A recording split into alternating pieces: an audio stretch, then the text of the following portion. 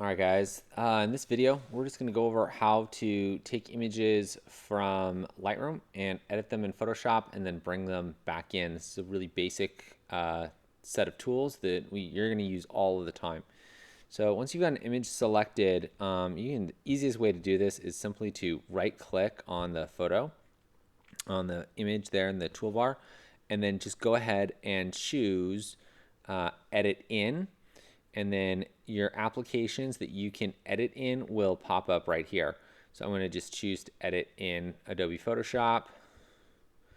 And this window will pop up, and this will ask me if it wants to.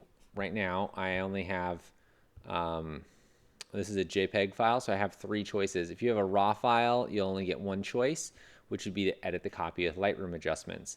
So this would take any adjustments made with Lightroom, apply those adjustments, and then build a copy that you will edit in Photoshop. This one here would edit the original file, a copy of the original file, and this would edit the original file here. So I'm just going to press edit and say open anyway.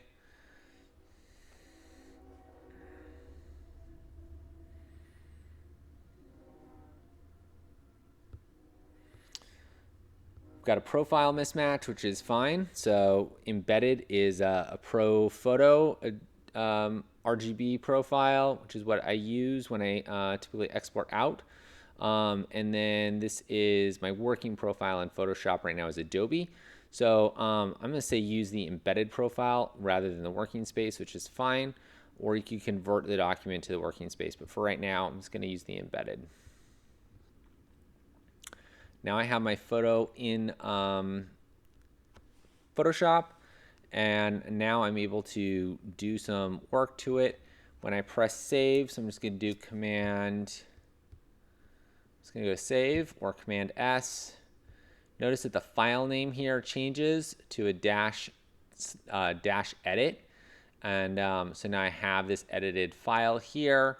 And when I close this and I go back to Lightroom, I will now have 2 documents. I will have the, on the top here of the stack will be the edited TIFF file that we just saved, and then my original is going to be right below it.